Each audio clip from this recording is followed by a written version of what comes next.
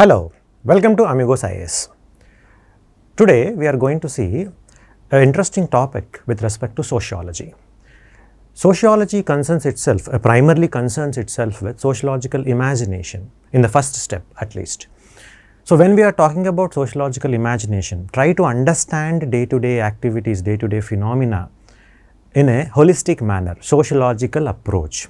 So with respect to UPSC CSC, you will see many questions in the sociology question papers which try to ask the students about give a sociological understanding of uniform civil code, give a sociological understanding of traffic situation in India. So they are real life and it may interest us to explore with our own sociological understandings.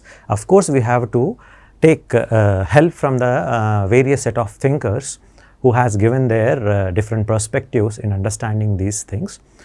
But that said apart, we have to observe the day-to-day events and try to put our understanding by using these concepts of sociological theories and apply it in a very innovative way, so that an examiner can look at them, can feel that a kind of good understanding is there for the student.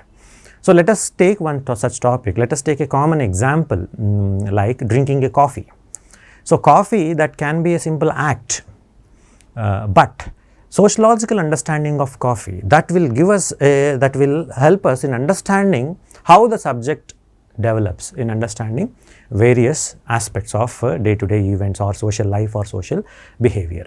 Now let's say if you look at this, drinking a cup of coffee, this may be a small habit also. Well said, but it's not an individual habit. Common sense that drinking a coffee, what is there in drinking coffee? What is sociology in drinking coffee?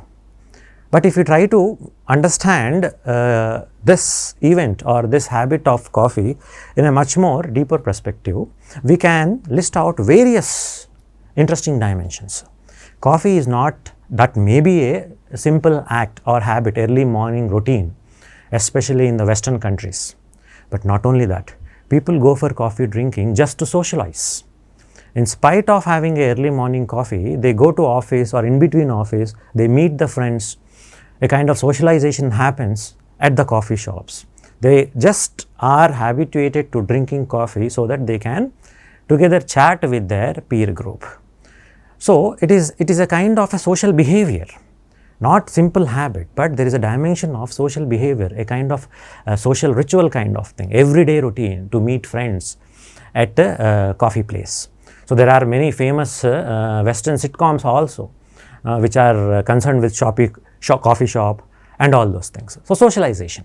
So rather than only an individual act, no doubt, this is what sociological, all these kinds of dimension, we are basically trying to understand what is sociological imagination, trying to look at these things in a much more bigger perspective. Like that, we are applying this sociological imagination to coffee.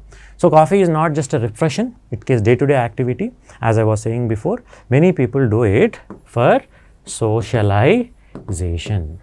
Apart from personal routine, there is a big socialization aspect also. They want to meet their peer groups like that.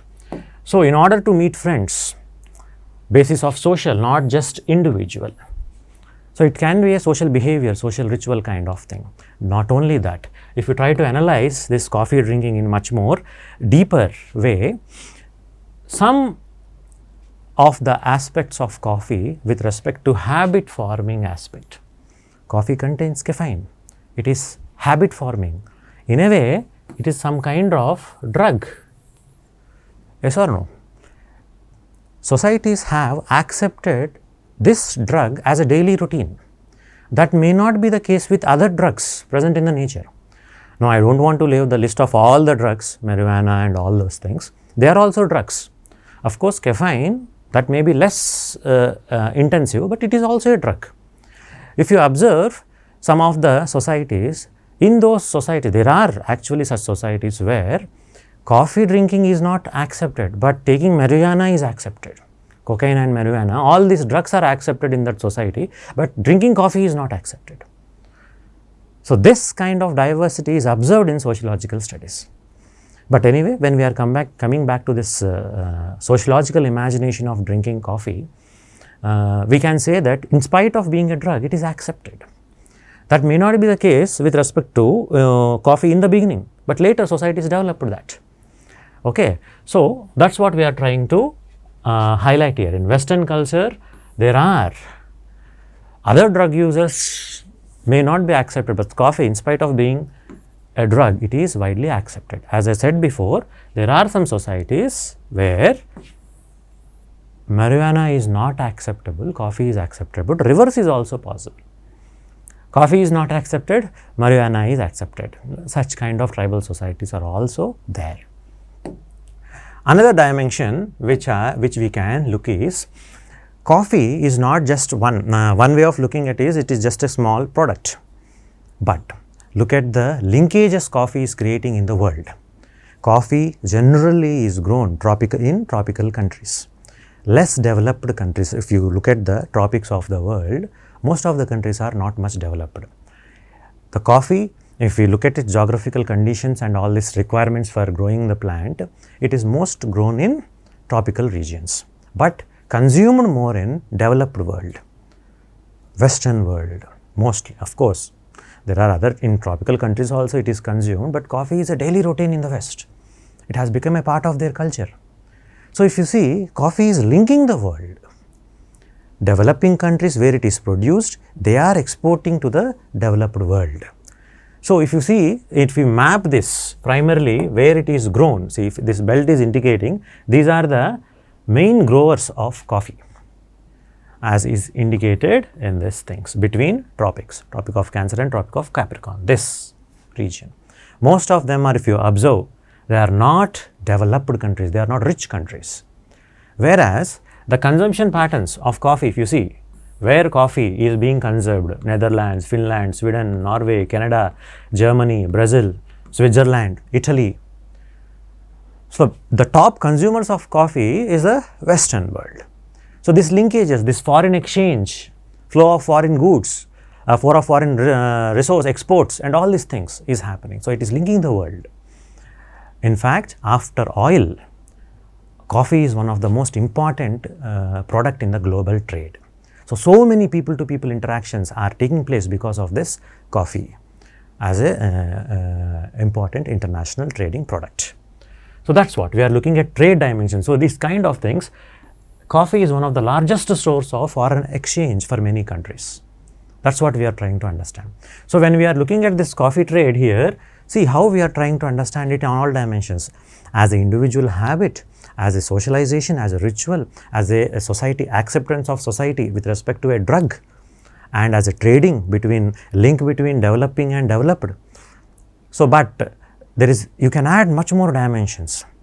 With respect to this, countries producing coffee may not be getting enough benefits than the people who are consuming. There are in between many mediators, many companies, many MNCs involved who are amassing lot of profits rather than giving to the farmers in these developing countries. Okay. So, this kind of things also can be talked about. Anyway, the production, distribution, transportation and distribution of this coffee, it creates lot of transactions between people to people.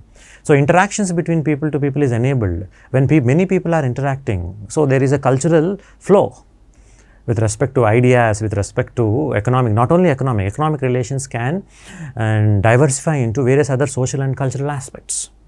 Okay. So, these linkages are happening, okay, because of coffee trade. So much of global transactions, okay, trade and communications got developed. So, people to people linkages are also enhanced because of coffee trade. So, that is another dimension which we can look at. Now, this coffee is now a natural diet, a part of Western diet. That may not be the case. This has happened because of colonization. Okay, because of colonization only this kind of influence, when all these countries became colonies of the Western powers or European powers, they took this product, they made this part of their life. So, even in India, many of the things which we grow in India with respect to chilies, onion, which are household names in most of the curries which we cook, they are not native to India. They are the impact of colonization. In the same manner, this aspect of colonization and its coffee also can be looked into. So, historical legacies also can be taken into consideration. Now, another aspect, branding of coffee. As I said, big MNCs are getting involved. So, who is capturing the most part of coffee trade in the world? That dimension also will be shown when we are doing sociological understanding of various phenomena. Just like we can relate this to a kind of, not directly, I am indirectly giving you a reference, 80%, more than 80% of BT cotton seeds are under control of one company called Monsanto. It sells with different brand names, but 80% of global trade with respect to BT cotton seeds is under control of one company. In the same manner, who are involved? Who are getting benefited most of it? What type of brands are getting developed? Are global brands perishing local brands? This is the dimensions which we have to think. Whenever a topic is given on sociological understanding, that's what this is meant. We don't stick to one aspect. We try to look at it in multiple dimensions so that how far it is possible to understand it, a particular phenomena, in as much holistic manner as possible. Okay. So, that is the dimension. Then some may also talk about fairly traded coffee. What type of methods are involved? Some people may say that I am not going to buy this particular coffee brand because it is doing exploitation of labor, whatever may be the reasons, or it is not taking environmental protective measures, or it is destroying local trade. So, I don't go for this big brand, I may go for other brand, I may support local things, Atmanirbhar Bharat, our Make in India, these kinds of things also can emerge. Not only with respect to coffee, as we are talking with respect to coffee, I am just highlighting that dimension also. So, this becomes coffee, drinking coffee can be a symbolic gesture by many. What type of coffee they are, what brands they are purchasing or consuming. Okay. So, that there can be an ideology behind it also. My own local brand, ideology. I have to buy own local things, such kind of ideological dimensions also can be there with respect to a simple phenomena like coffee. Okay. So, these kinds of things we will try to put it in corporate coffee versus whether I have to go for corporate or should I go for independent local brands, should I encourage local coffee brands or not. So, an ideological push, as I was saying just now, so that can also be there in this simple act. Okay. So, these are the various ways we are trying to decide. Coffee people, they just boycott other brands, they make local brands, all these examples of local ideological dimensions. Okay.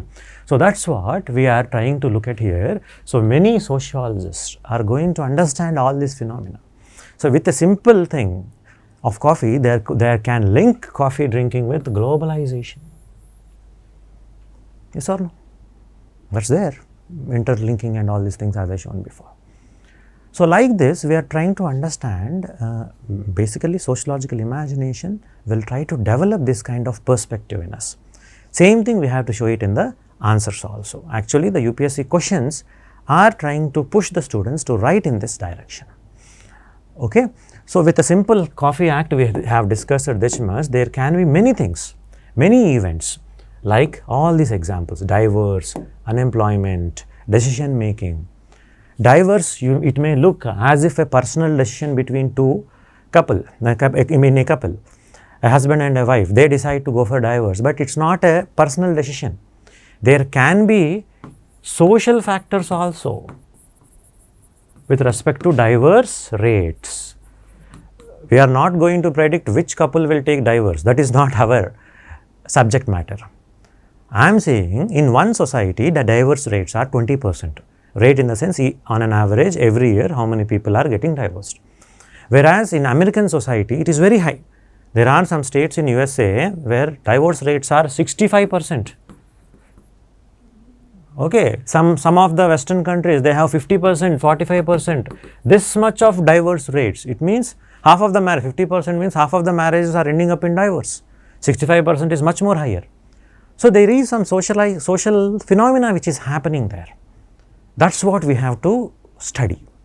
That is the subject matter. The subject or the syllabus which is given here is making us to think in that direction. What are the social causes of various events? Okay. So, unemployment. What is the cause of unemployment? It's not just individual, right?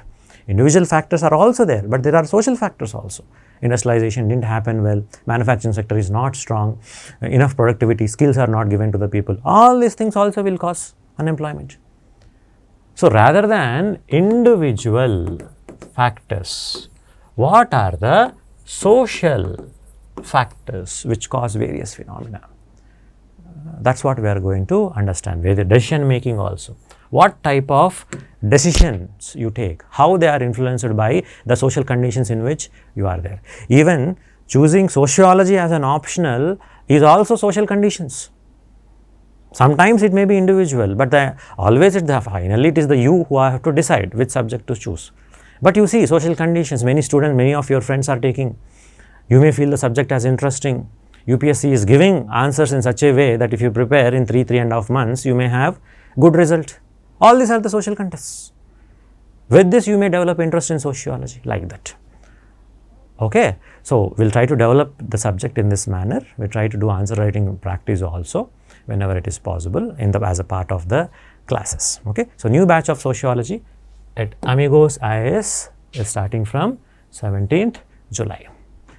So, the coming Monday, new sociological batch, UPSC optional sociology batch is starting.